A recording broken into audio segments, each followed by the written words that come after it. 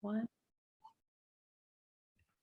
Hello, welcome back to the Alive and Sometimes Well podcast, a trauma-informed business-ish podcast for folks who see life as art and covers all things business, relationships, and mental health.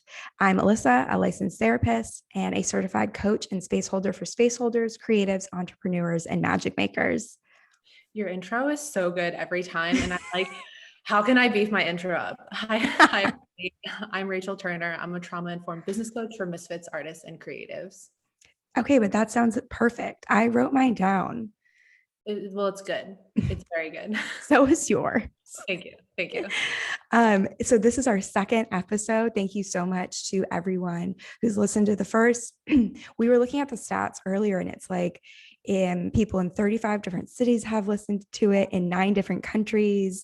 So this is all very exciting, and we deeply appreciate you and all of the feedback you've given us. So thank you, thank you, thank you. It's been so beautiful to see. We check it like multiple times a day and we text each other the stats. We'll be like, 27 people have downloaded, 48 people have downloaded. Like, it's just like, it is so special to us. And people have told us that they took notes from the last episode. This is just like, I think this is a dream come true to both of us in so many different ways.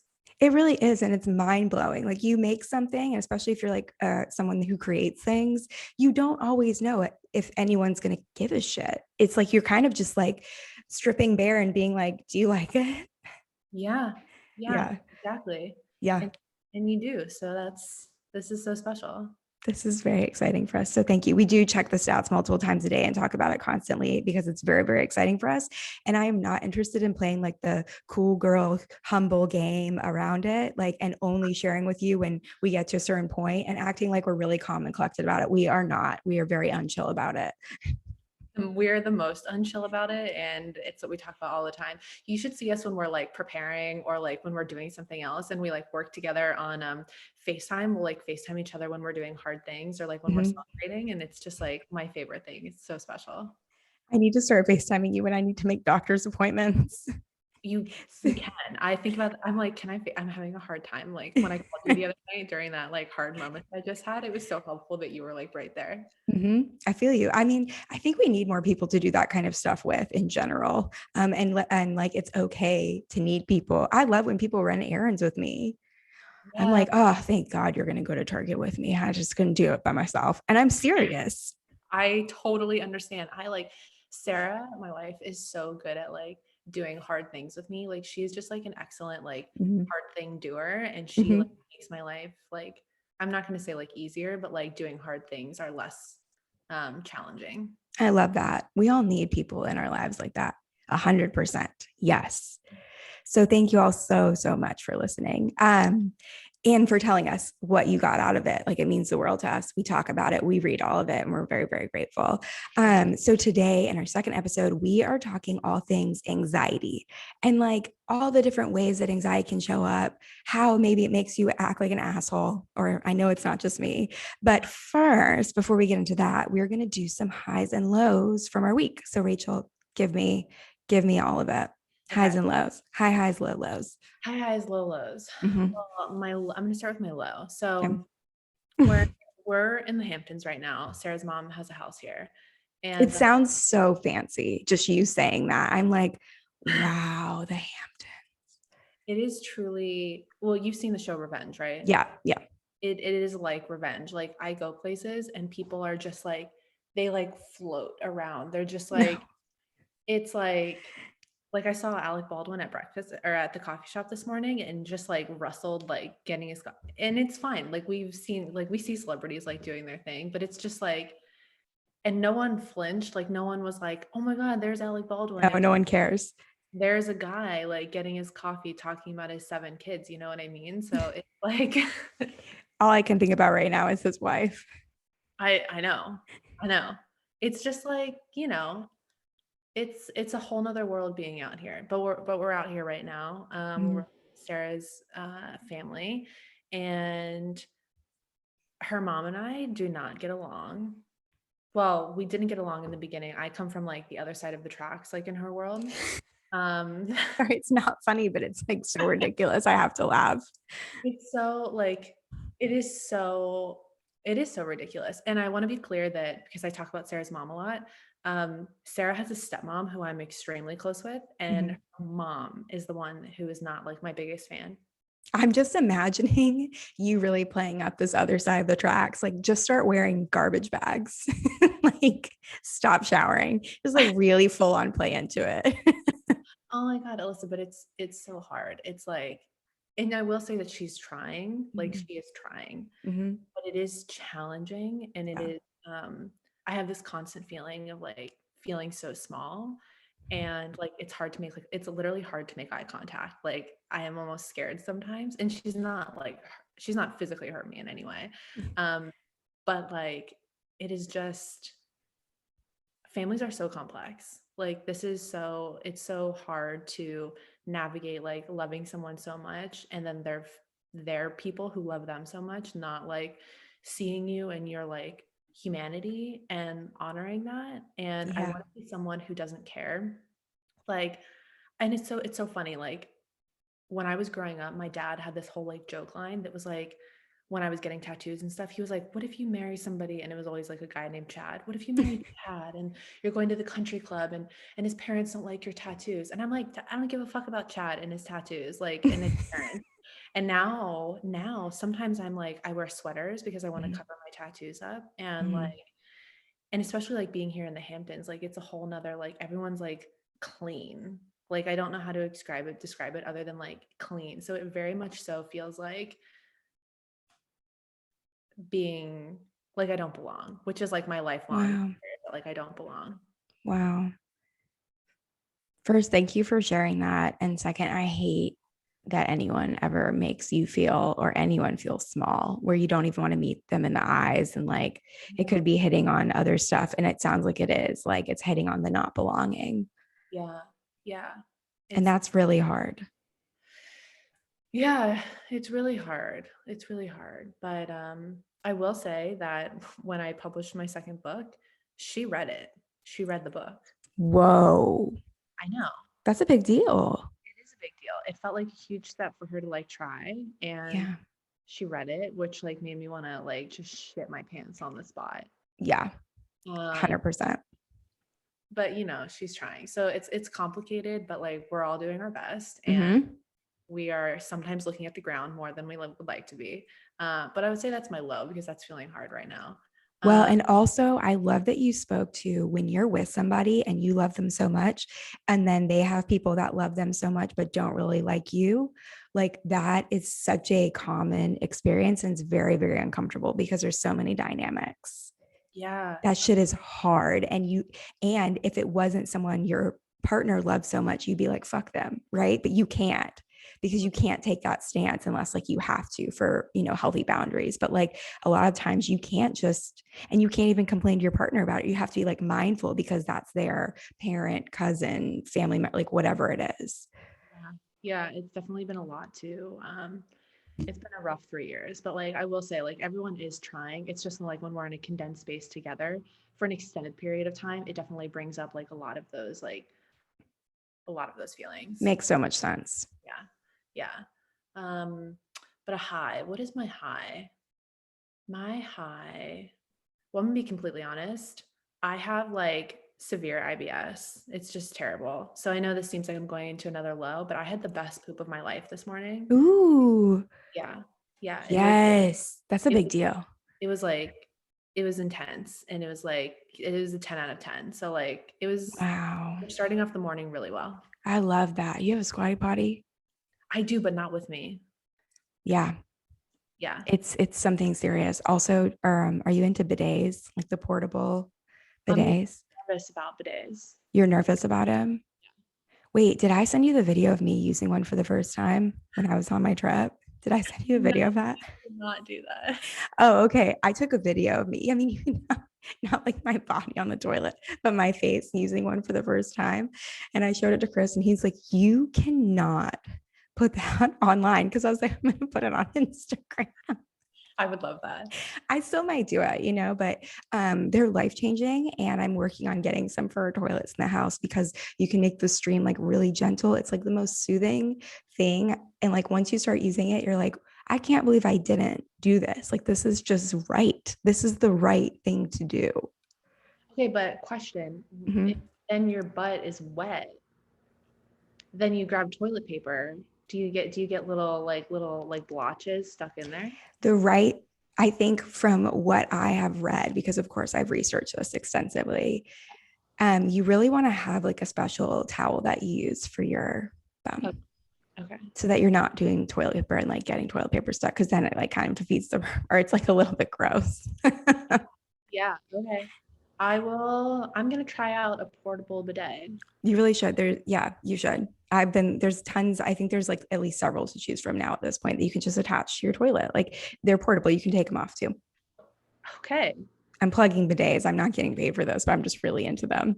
Wish you were getting paid. I would really get from Squatty Potty. That's who we should reach out to. Squatty Potty. And I think there's like a company called Tushy. And I just like their social media page makes me laugh all the time. That's where I want to get my bidets from. So we should ask them to sponsor us. Yeah, we are open to it. Have you seen all the like they're like videos and stuff online? They're like hot girls always have IBS. Yes. Yes. They always have stomach problems. It's such a rough life out here. I love it so much. Yeah. Oh, I'm celebrating your big poop. That's a big deal. The perfect poop. Thank you so much. Yeah, really. You're so welcome. You're so welcome.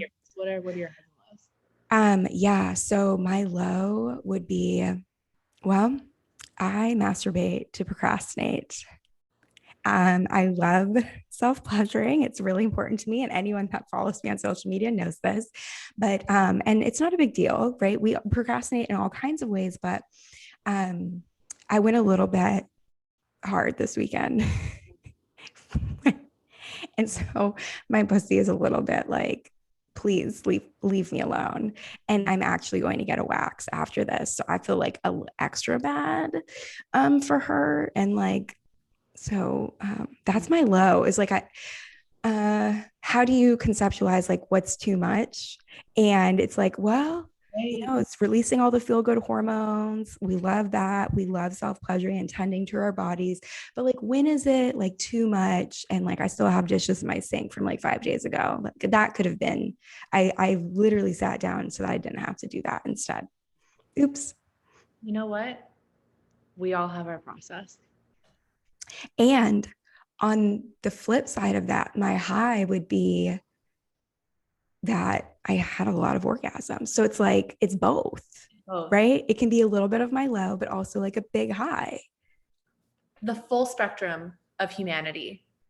Yeah. Living in your highs and lows. Living in them. So that's just like a tiny taste of me and as a person. Thank you for sharing that. Yeah, I got a little hot sharing that. I'm like, it's okay a little bit. I don't think I've ever talked about masturbating as a way to procrastinate, but here we are. It's something that I do sometimes. I know I'm not alone. I've just never talked about it publicly. You're not alone. I'm already thinking like put that on an Instagram graphic and it would also make a great t-shirt. Oh yeah. Oh yeah, you're right. There's nothing to be ashamed of here. This is brilliant. Yeah, it is. Not saying that people should, but I know other people do. So yeah. I'm just speaking to a very human experience that I also partake in. And it's like, it's also interesting because I have a penchant for addictive behaviors and I've been alcohol sober for many years now. And so it's interesting how I can take anything and make it like, oh yeah, this like compulsive thing, right? Like I talked months ago about at some point during the panty, I became obsessed with Skittles. Like I was like inhaling them and I was hiding them. Like I was hiding them in the pantry from Chris. I was hiding them around the apartment. Like I was hiding it. Like, and it was like 2 months in, I was like, oh my God, I have taken Skittles and made them something like Skittles. I can do this with anything. Yeah. It's wild how we can do that. It's almost impressive to be, I mean, really, I'm like, wow, Skittles, Alyssa, that is a new one. Like I've done it with men and sex and alcohol and all kinds of things, but Skittles, really. It's food. Yeah. And sometimes it's orgasms. I'm like, okay, can I get 3 more out? Like, like how far can we take this before it's too much? You know what? Your highs and lows today are really just putting me in a solid place to continue the rest of this podcast. I love it. Are you feeling very grounded? I'm feeling very grounded. Excellent. Excellent. Yeah. Okay. So there we go. Our highs and lows. We went I love how all over the place we go. It feels really good. really good. It does feel really good. Oh, well, it's great. I mean, now we're getting into, is this where I take it away on Yeah. anxiety? Take it away on anxiety and what we're talking about today. Okay, so anxiety. Well, I mean, when we were sitting down to talk about what are we going to talk about? What are we going to navigate inside of this podcast? There were so many different ideas that we wanted to go down. And I think what came up immediately for us is that anxiety is so present in both of our lives. Yeah. That felt like a really beautiful thing to talk about today. And when we polled our audience on social media, we got dozens of questions brought in about how anxiety impacts being an entrepreneur and just being a human. So we're both going to share a little bit on how anxiety impacts our life and like what that looks like for us. Um, so I remember a couple months ago, right before I was diagnosed bipolar 2, actually, that was an interesting experience because I was so depressed that there was suicide ideation and I just wanted to be like done with life. Mm-hmm. That then I was like, okay, I really need to get help. I was raised super holistically. Um, so we weren't going to the doctor unless we were like dying. Okay. And I was raised by my nana and by my dad, but primarily by my nana. And so I had this idea that if I was experiencing anxiety or depression, that it could be cured with food or Okay. essential oils or Mm-hmm. tide or sunshine or all of these things. And so my entire life, I can't remember a time in my life where I've not been afraid of something or someone or something terrible, awful happening. And I remember there was this one point where I was working at this gym and I had this mentor who was also like very holistic, just like everything was like very zen in his world. And I was hiking with his wife when she told me that he had to get off of his medication because he was doing something. And I was like, Mm-hmm. medication for what? And then like she realized that she like had accidentally shared this with me and it wasn't something that was supposed to be shared. Wow. And it blew my mind because I'm like, no, but he meditates, like he's fine, like he doesn't have anxiety, like so if he can meditate it away, then like I can meditate it away. Yes. There was so much shame inside of me that like I was like, why do I still have like this crippling anxiety? Why am I so depressed? And so right when I was going to I finally was like, all right, I'm going to get on meds. Like I have got to do something about this. And I was going for my anxiety. Like I knew that I was depressed, but I thought like that I could handle that. And so I went to this like online doctor. I found him in the morning. I scheduled it for later that day. Wow. And he was like, I'm afraid to prescribe you something because I think that you're bipolar. And Wow. I know it like came out of nowhere. Well, for me, it came out of nowhere. Yeah. Like you had never thought of that being a possibility. Not at all. And so I had this friend that I was talking with and I was kind of digesting everything with, and she said, I was telling her some of the things that I was afraid of Mm-hmm. because I thought that they were normal. Yep. And I was still like once he told me that I was bipolar, I was like, well, no, that's like, what can I eat? What can I take? Like, how can I like take care of myself better to like not be bipolar? Mm-hmm. Um, but Right. I, Immediately go to food and wellness, the health and wellness world. yeah, yeah. I Mm-hmm. mean, and I truly believe, and this was like in April, like I truly believe that like I could do something enough, I could walk enough, I could exercise enough that I would be better. And I remember telling her like part of what my anxiety was at the time was that Cooper was sleeping in our room since the pandemic because he was scared. And Okay. I was afraid for him to go sleep in his room, even though like he was showing signs to be ready to go sleep in his room because Mm-hmm. it's like someone was going to break in at night and like rape me. And that was like a very like real, that was like every night I went to sleep, I was like, this is going to happen. Like, this is going to happen. And I just remember telling her all of these things. And she was like, wow, you are really suffering. And it was like the first time in my life that I realized that like I couldn't go outside enough for my anxiety to like I think it was the first time that I realized that like I was a person with anxiety, not Mm-hmm. a person who was deeply afraid. Yes. Yeah, Wow. because I think that like I remember being really little and telling my mom that I was afraid of all of these things and my mom Mm-hmm. wasn't a part of my life. but she printed off a list of like 100 fears. And she was like, these are real fears. Your fears aren't real.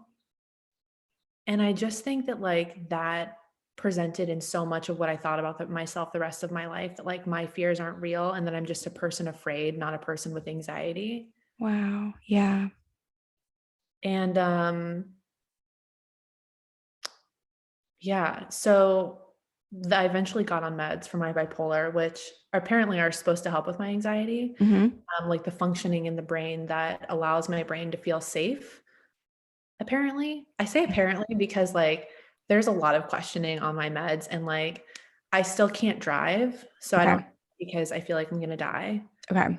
um, which feels like embarrassing, and it's also like so real that it's like I'm almost so tired of the story that it's not embarrassing anymore. No, not at all. It's just how it is. Yeah, yeah. So, and I know you and I were talking about how for you, your Mhm. anxiety makes you an asshole, and that really made me think of like when Sarah's driving, it like, and I really was like, am I an asshole? Because I'm definitely not a nice person with my anxiety. Like I'm definitely not like calm and quiet. Mhm.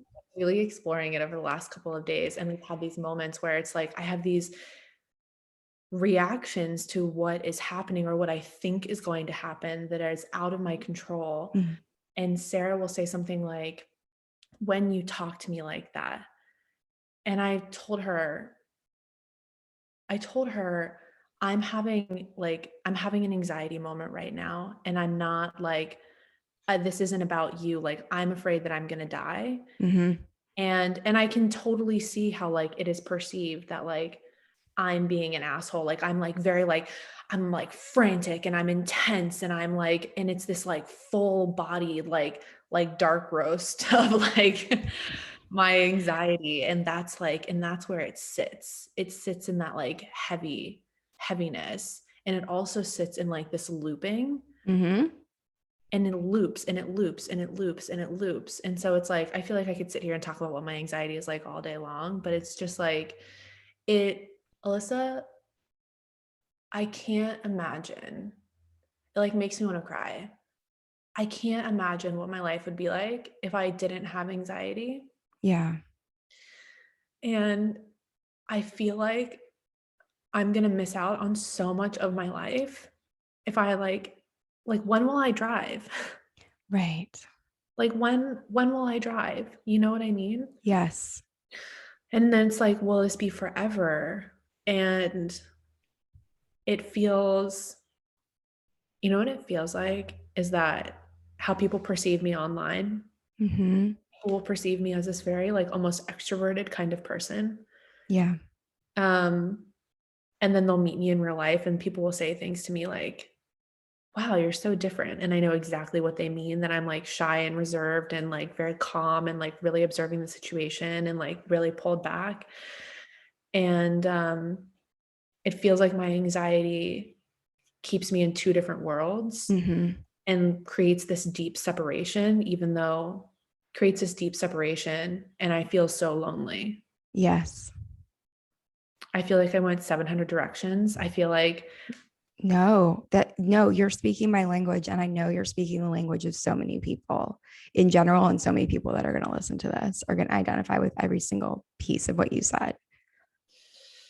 it just feels so, I almost hate how people perceive me because on my and online, it's like, it's my, I feel great. It's just me. It's me. And to me, it's like me in my world. Like Yes. it's not me to thousands of people. It's me in my world. So I feel safest there. I feel most comfortable there. I feel most available to myself in that space because it's my world and I get to decide what happens and I get to decide what's going out and I get to Yeah. decide like how fast the car is going on the internet. Yes. But as soon as you get out into like the real life, there's so much out of your control. And of course, you're going to behave differently and feel differently in that space than like, the Instagram and the internet is like microcosm of the world, and you're in full kind of authority over it. So you get to make it yours and safe. Yeah. Yeah. Wow. That makes so much sense. All of what you shared makes so much sense. Thank you. I just Mhm. wish we talked about it more because I'm noticing like even as I said that and you were talking, like my first thought was like, oh, Jesus, like, did you share too much? Like, what it like, because, You're you you're know, having anxiety about what you just shared about your anxiety. about what I just shared about. Exactly. I was talking to one of my clients, Katie Kurtz, the other day, and we were talking about how people say online that they want to talk about hard things, Mm-hmm. But but they then they don't. talk about hard things. No, or they talk about it and like almost like make it a cutesy, like tie a little neat bow on it. And I'm Yeah. like, that's now everyone's allowed to have privacy, but like tell more of this, because now what's happening is people think, wait, I have that too, but I don't have the other cute piece of that. I'm not fine. And it can feel even more isolating because you've taken something that's actually quite gnarly and you've like tried to put a little bow on it. So people are even more freaked out now. Like, wait, is something really wrong with me? Right. Exactly. It's like Mhm. everyone wants to, I call it the shit sandwich. It's like, Yes. I'm having a terrible time. Like, motherhood is so hard, but I'm so grateful. I'm not grateful. I'm No. grateful for my anxiety and I'm not grateful for the hard things. Like, it's a really shitty experience and it's so hard and it's exhausting. Yes. And you don't have to be grateful for it. And even the part where you're sharing, like, I wonder what I would be like and my life would be like without anxiety. I've seen and heard so many people share that. And I've seen it even around things like trauma people have experienced. They're like, it is heartbreaking to think of who I could be right now and like what my life could have been like up to this point if I had not been through so much trauma. It's a very real, heartbreaking thing to have to acknowledge. Absolutely. And you know what I feel so sad about is that there's still so much of me that's like I don't like working out, and that might be because it was like my career for a really long time, Mm-hmm. and I had an eating disorder for a really long time too, so I really like abuse the shit out of my body, but like I still wake up and I drag myself to my workout because I'm like, if I do this, like maybe I'll be better. And all of the things that I still do, like I'm like frantically like buying essential oils at like 11:30 p.m. Mm-hmm. Like maybe if I shove some lavender up my nose, like I'll be better. Yeah.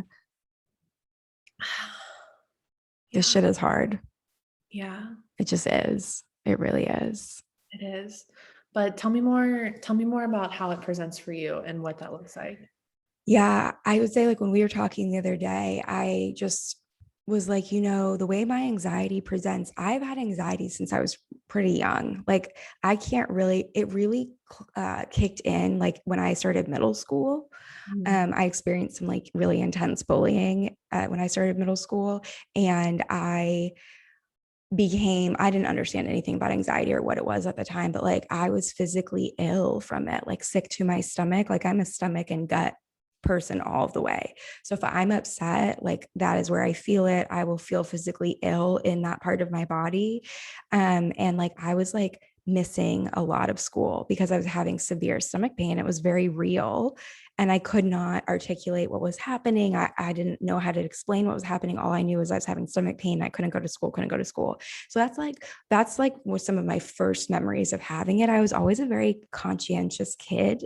Like I was always like watching people and like kind of I could always feel people and their energy and emotions and dynamics. And so I've always been really, really sensitive. But something about when I hit middle school and like was kind of dealing with like my first sense of heartbreak was like at a friend who I felt like betrayed me. That is when anxiety kicked in. And that was like a whole nother level. And as I got older though, my anxiety became like it like morphed for me. And I've realized that my anxiety presents often as like irritability, agitation, and I can be really fucking mean. Now, in general, I don't consider myself a nice person. I don't care about niceness. I think it's like something especially put on women about like being polite and being like, I'm nice. Like, I don't give a fuck about being nice. Kindness is different. That's like a deeper way of like having empathy and connecting with people. I'm here for kindness, but I don't give a fuck about if someone thinks I'm nice or not.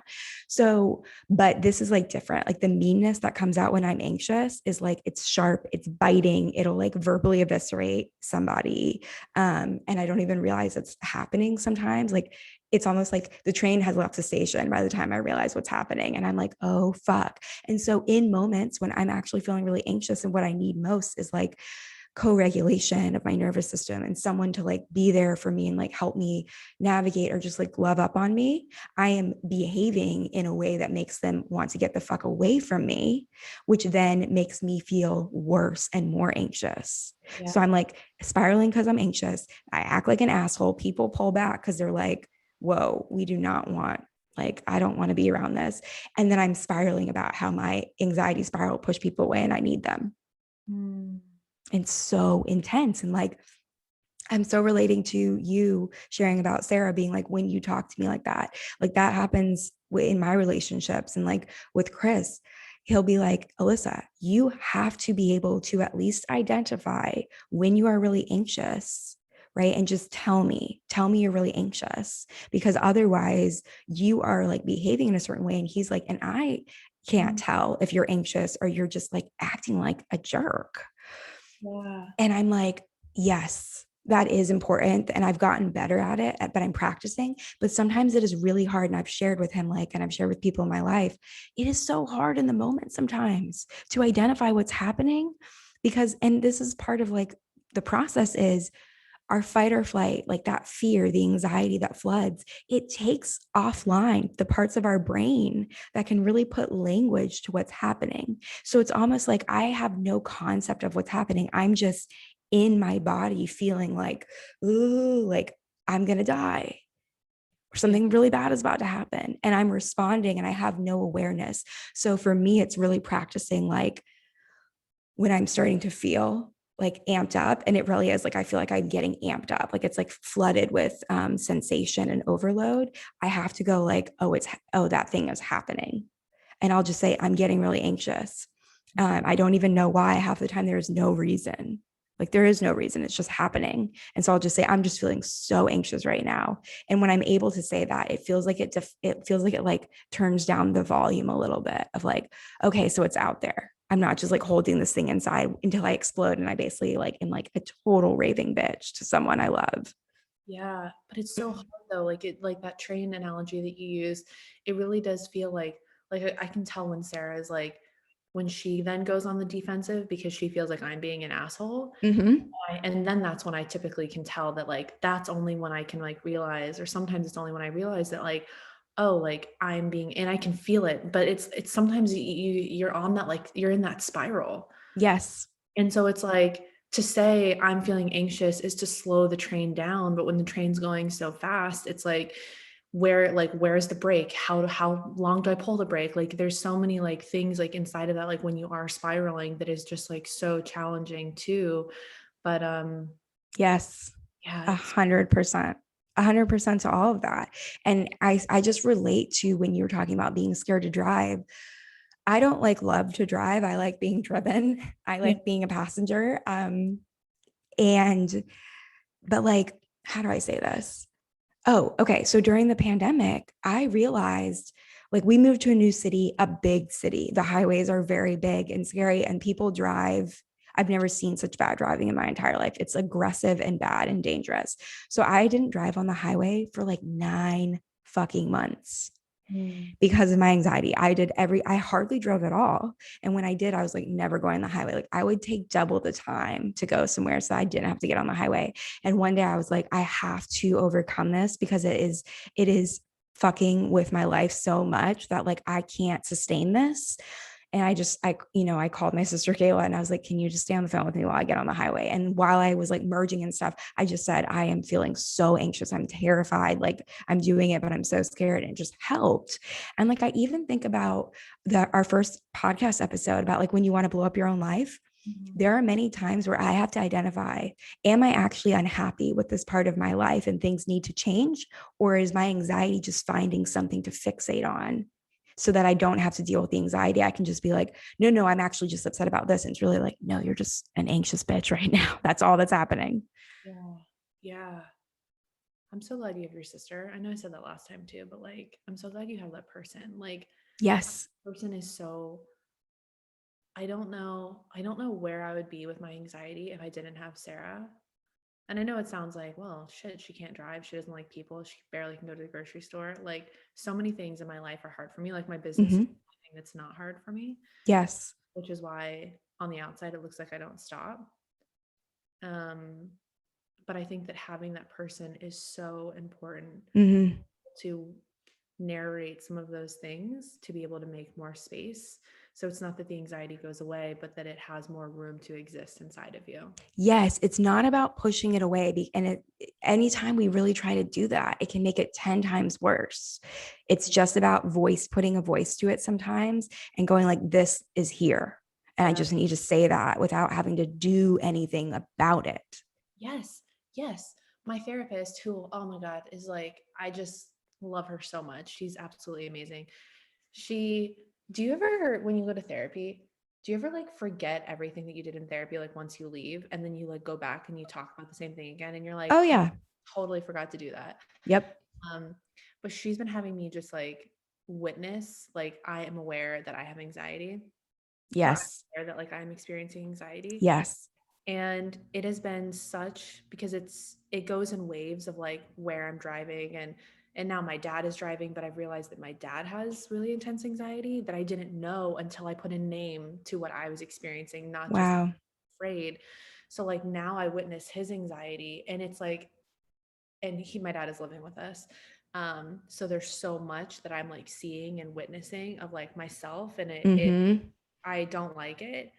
Um, where is it going with that? Oh, so it's just like I'm experiencing more anxiety now than like, well, probably the last 2 years because of the pandemic. But um, where am I going? Where am I going? More anxiety. Oh, witnessing. And it's Yes. been helpful to like witness that it's there rather than try and push it away. Because Yes. the resistance truly is like, I think the resistance will be the death of me, of my anxiety. And that's something that I was talking about with my therapist too. It's that I thought if anything was going to like take me out of this world, that it would be depression, like being in such a depressive state that like feeling that way isn't something that I want to do anymore. Mm-hmm.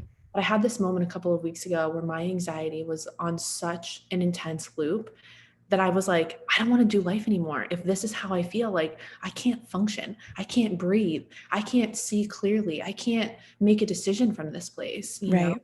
Do you ever feel that way? 100%. And it's can be scary because there's so much energy that comes with anxiety sometimes. Right. So it's like, and it just feels like you're drowning in it. And you're like, how do I make this stop? It is such an intense amount of energy that can be just like it zeroes in on something and you're like, this is intolerable at times. Like it feels like I describe it as wanting to crawl out of my own skin. That's the sensation. Like I want to crawl out of I want to like unzip my skin and like just like dive out of it because I'm like, this is so uncomfortable. Like it's disgusting feeling sometimes. Yeah. Well, that's another thing too. It's like when you're depressed, well, for some people, your ability to take action on things is, Mm-hmm. when you're anxious, you have the ability to take action on things, and like it could be harmful things. And so it's like, Right. it's actually much scarier to me to experience anxiety than it is to experience depression, That which is makes so much sense. a new realization. Yes. I would say too, like throughout my life, anxiety spirals were oftentimes what led me to make some of the worst choices I've ever made. Like that, those would be when I would be doing very self-destructive things. I would be fueled by anxiety and I'd be like, how can I make this sensation stop? And it would be like drinking, partying, having sex, like, in ways that were not healthy or supportive for me, but it was like a temporary relief from the intense anxiety that I was experiencing that was intolerable. So I'd find some sort of outlet for it, but then that often would perpetuate more anxiety. And it was just like this really intense, painful like loop. Oh my God. When I hear you speak, so much of our stories are so similar. Like it freaks me out a little bit. It is kind of freaky. I feel like it's like a mirror sometimes. We're like, holy shit, that's me. I do that. No, I know. Mm-hmm. That's why I'm so glad we're having this conversation, because again, I feel like when people talk about their anxiety, it's like, it's okay to be anxious. Yes. But like when I'm anxious, like, are you an asshole? Can you drive Yes. a car? Are you weird around people? And then everyone thinks you're a freak because you present one way online, you present another way in real life. Like, what does it Yes. actually mean? I just want people to talk. I want to sink my hands into it and I want to talk about it. Yes. And I identified so strongly with what you said about how you show up online. I think I present even in person, I have very intense, like powerful energy. And I am confident because I'm very secure in a lot of pieces of myself. But it is like this is always happening underneath. Like there's like anxiety is always swirling. It's just is the volume dialed up or down? And it takes a lot of work for me to manage it. And I think sometimes people don't realize that because of how I present. And that feeling can be isolating and lonely because you're like, hello, can you just see? I want to be seen as a full spectrum person. I Mhm. don't want to just be seen as like, oh no, like she's fine. Because sometimes I am, but sometimes I am not. Yeah, I want to be Yeah. seen as a full spectrum human. Yeah. Like that, there's so much, I'm trying to like find the words inside of that, but like I think that if we had more room, like as a society, like I think if we did more of the work as a society to make more room for the full spectrum of our human emotions, we would be able to show up like with the all of the pieces of ourselves instead of like dismantling ourselves based off of the scenario to be like, who do I need Mhm. to be? What do I need to be? Um, Because that splintering makes us more anxious. Splintering, yes, it does make us more anxious. And as much as I would like to say, like, and I agree, like in many of my life, in many pieces of my life, I'm very secure. I think that I'm quite confident in many pieces, but Mhm. underneath this is always swirling. And I've always wanted to be the cool girl. I'm just always wanted to be the cool girl, and I'm not. And depending on where I'm at, I'm like, who am I supposed to be here? Mhm. Like sometimes I feel like actually like a broken person on the inside because I don't, a lot of my anxiety presents, and maybe it is due to a lot of trauma, but when I show up in a place, like even with like my mother-in-law, I'm like, how is a daughter-in-law supposed to exist? Or Mhm. like how does a friend exist here? Like Mhm. how does a with Sarah, with you, with another one of my friends, like there are a handful of people where I'm like, I'm just a Rachel here, like I'm a full human. But in many other pieces, it feels like, how does a blank show up here? And it's not that I want to perform. I actually think that like happiness is void of performance. Yeah. Sometimes it's like this default nature if the anxiety wheel is spinning quite high that it's like, Yes. how do I exist here? And then it's just like I'm a robot, like trying to figure it out. You know what I mean? The anxiety makes it hard to just be and exist because it's just too buzzy and loud. Yeah. And it's Yeah. like, what will happen Yeah. if I am myself? Yeah. I identify with so much of this. And like, I remember one time I said to someone, I was like, oh, yeah, I think about like the possibility of dying. And like every time I walk down a flight of stairs, like I'm like, oh man, one wrong step. And they Like, were like, their eyes got so big. And I was like, oh, you don't think about stuff like that? And they were like, no. And I was like, right, that's my anxiety. Thinking I'm always like, I'm gonna be murdered. 100%. Like all of these things like doomsday scenarios constantly. Like it's like funny, but it's not funny at all because I'm like, what would it be like if I felt so safe all the time that I didn't constantly worry and need to be hyper vigilant? That's anxiety. Fucking sucks. It really does. it does suck. It sucks so bad. Well, a lot of people asked us some questions Yeah. on Instagram about their anxiety. Yes. Um, and someone asked a really good one. I know we have a handful of questions to answer, but Mhm. this one, um, what if my anxiety makes me want to hide from clients and contacts? So, like the way that it shows up in business. What are your thoughts about that? I think one of the important things to do is recognize that that's a feeling fueled by anxiety. It doesn't make it true as its own thing, but it is a very real and true feeling that you're having. And it's not about pushing past it. And I think literally just acknowledging that that's how you feel and being like, that's how I feel. And I'm not going to make it bad that I feel this way can Mhm. kind of take the air out of like, if you think of your anxiety as this balloon, it's not that it pops it, right? We're not trying to aggressively, I think our culture is like, pop it, like, and it's like, don't do that. That can make us more anxious, but like almost like letting some of the air out when we just acknowledge this is how I'm feeling. It's not bad. It's just my anxiety talking. Yeah, it's not bad.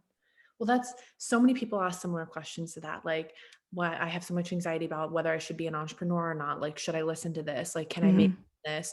I want to avoid, there's a lot of avoidance inside of that anxiety. But I do think that it is, because I can relate to that question. And someone also asked, I want my clients to, when I call them, I want them not to answer. And so another one of my clients asked me a while ago, like, I get anxious every time I call a client. Mhm. And I think that there's like so much to unpack in all of that, but I think that a lot of it is the shame that can then spiral. Well, it's like, shouldn't you be grateful that you have a business? Shouldn't you be excited that you have clients that are paying you real money? Like all of this shame that like then trickles in and then makes that like anxiety balloon blow up more and more and more and more until it feels like it's the tipping point. But I think that there's, you know what I fucking can't stand is this What? narrative in the business space that's like, I'm just here to serve.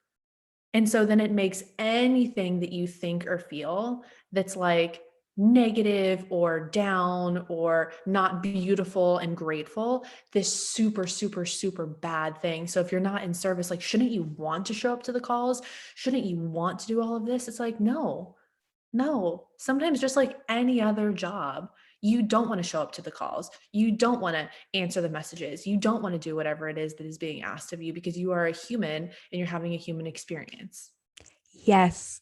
I wish I could stand up and clap for you right now. I mean, truly, like, yes, it is. And it is not, I think sometimes when it's you're doing work that supports other humans, especially with like their own processes, um, there's this pressure that you should not feel like that versus if you were like in a different kind of industry or line of work. But it's not personal to any of them. It is just you being a person. Like, can we all just be people too? And it's not about them. It's not that you don't like your clients or you hate what you do, but like sometimes you just don't want to work, Yeah. period. And that's part of it. And it doesn't, we don't have to make it mean anything. And 100% agree with like, oh, you're like the live to serve narrative. It's like, fine. Okay. Like if you feel like it's a calling and that's a big piece of it, but also human. Humans sometimes don't want to work. Yeah. That's okay. Yeah. Yeah. Absolutely. Yeah. Great question. Yeah. What about you? What questions did you get? Okay, I got one that was said, how can I kindly befriend my anxiety rather than harshly treating her as an enemy? This is a great question. Uh, and I would say, first of all, having that awareness of that you want to do that is a really big piece of this. And just recognizing that typically like that anxiety probably served you as a protective mechanism at some point in your life. These things are not monsters here to ruin your life. You're allowed to hate them and feel frustrated and sad that they've impacted your life, but it is not like your enemy and you don't need to like go into battle against it. It actually is usually it was here to protect you. That's why it even is existing, or that's sometimes a possibility. So just having some compassion that at some point in your life this was a protective thing, and finding some piece of you that almost is like, maybe like I like to think of mine as like a wise, the tree from I the knew movie you were gonna, Pocahontas. yeah, I literally knew you were gonna say that before you fucking said it. Yes. So that kind of grandmother, it was like grandmother Willow, right? Yeah. That grandmother Willow energy, when I'm feeling like when I'm spiraling with anxiety, I feel like a little girl. I feel like a scared little girl, and like the boogeyman is coming to get me, and I'm like hiding in a closet or under a bed waiting to be taken. And so when that is happening, I go like, where's my grandmother Willow energy? And I try and tap and tune into that and let that energy kind of soothe the piece of me to just reason and just be very loving. That grandmother energy is not like punishing or being like, let's slay the anxiety beast. It's like, it's okay. Like, it's like, it's okay. It's okay. It's okay. We're not going to die from this. I promise we're not going to die from this. And I love you. And I promise we're not going to die. And you are okay. It's very like repetitive soothing. And so just if there's a piece of you that feels like it can soothe yourself, whether you have to just lay down in a dark room or under a blanket or take a shower or drink some water, like sometimes my grandmother energy makes me a snack. Like that's it. Very, very simple. Yeah. Yeah. Yeah. I also think on like more of like a superficial level that social media plays such a role in like our perception Mm, of our anxiety. And yes.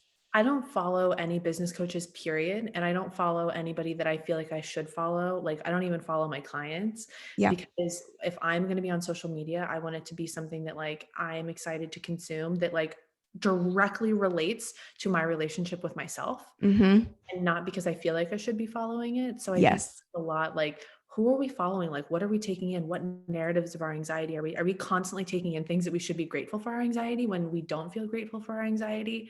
Like, I think that's also a place that we can look at as well to see like, what am I consuming? What narratives am I consuming and housing that aren't true for me? I love that. I love that so much. That's so fucking good. Yes. Yes, yes, yes, 100%. Yeah, yeah, absolutely. Let me see what other questions we were asked.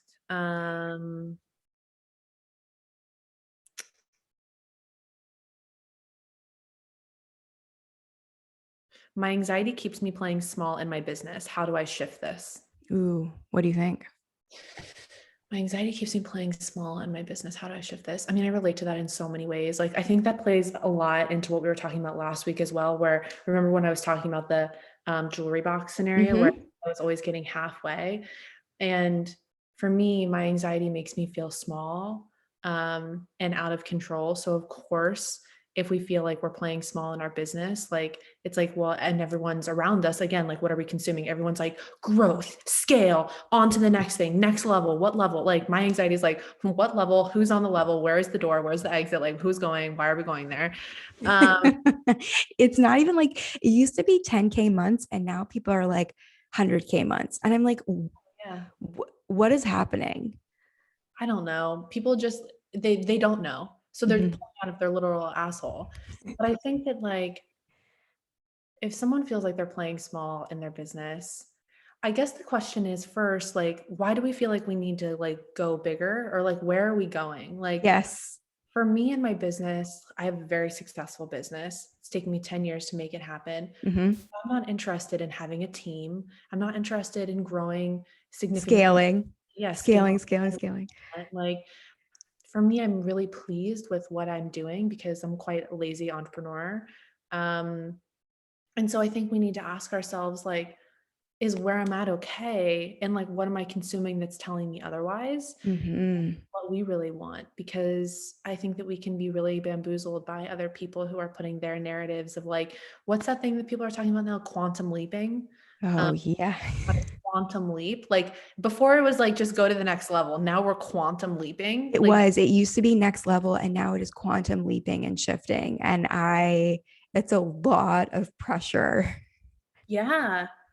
Like, of course, our anxiety makes us feel like we're playing small in our business when like what we need to do is have like, 100K cash in months and quantum leap over someone's dick to the next level of success. Like, oh my gosh.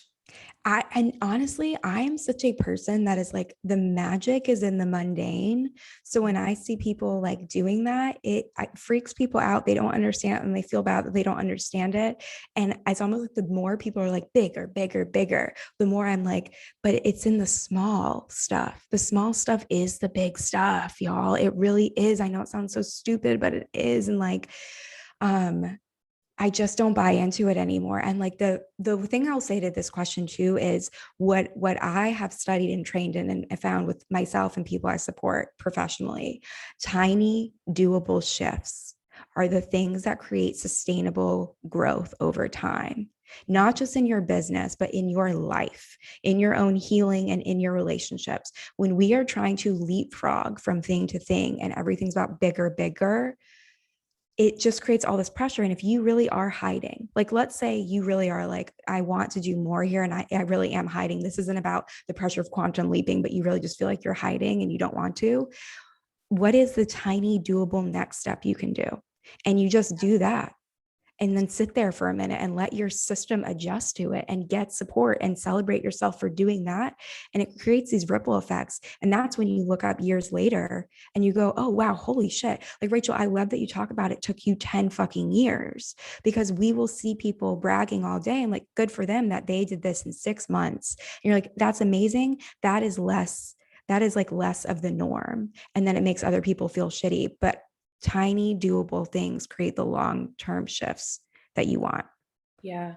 Yeah. Tiny little things. Tiny doable things. Yes. Yeah. Yes, yes, yes. I love So that. I love that too. And do you want me to do one more question? Yeah, sure. Okay, so someone asked something, and I got a few of these, and they all kind of went along the lines of, "What do I do if I can't pinpoint the exact trigger or reason that I'm having anxiety?" And what I want to say is, first, that can be a very sneaky way that our anxiety balloons, is to then become anxious about why we can't figure out why we're anxious. Yeah. Like sometimes I'll work with clients and they'll be like, "Okay, here's this thing that I'm dealing with." I'm like, "We need to figure out the root cause of it and like go back in time." And I'm like, actually we can spend time doing that, but sometimes that's just like one more way we can like fixate on something and gives us one more channel to like focus on, so we don't actually have to deal with that present anxiety that's happening right now. Yeah. So I would say you don't need to know. It can be helpful information, but if you can't pinpoint the why, do not worry about it. Sometimes it doesn't even matter. A lot of times it doesn't matter. What matters is finding what feels like an okay thing to move some of that anxiety through your body, whether it is like I've mentioned, like drinking water, getting a snack, shaking, like shake down, like my anxiety, because it's so like, I will literally shake down my entire body, like starting with my hands, my head, my shoulders, my whole body. It looks totally out of control, but I'll put on music and I will do that until I feel done, and done as in the sense of the rate of my anxiety is like in a doable range of like I can function. Not that like I've got to get this out, but like let me just move some of this through because right now it's debilitating. How can I get to like a more level spot? Yeah. So Yeah. just finding those things.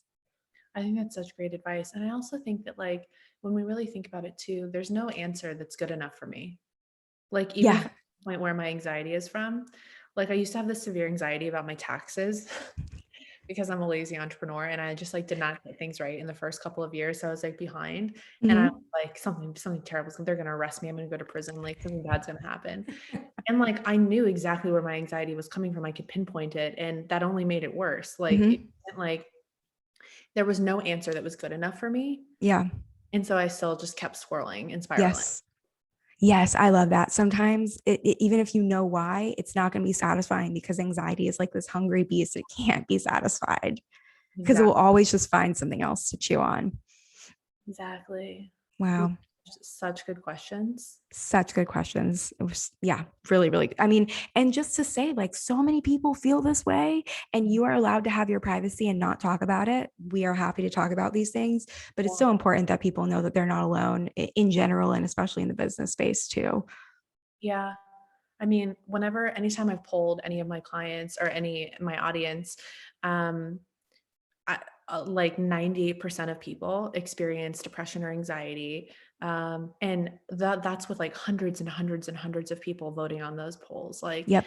but we're not talking about it. We're not giving it room. So, No. if there's anything we want you to walk away with, it's that, you're not alone in your experience. Mm-hmm. Sometimes I feel like I say when you're not alone, like it's so cliche, like, okay, like, yeah, we know we're not alone. But I think when we're in that space, that's why we have such a hard time showing compassion to ourselves, because we believe that we are alone.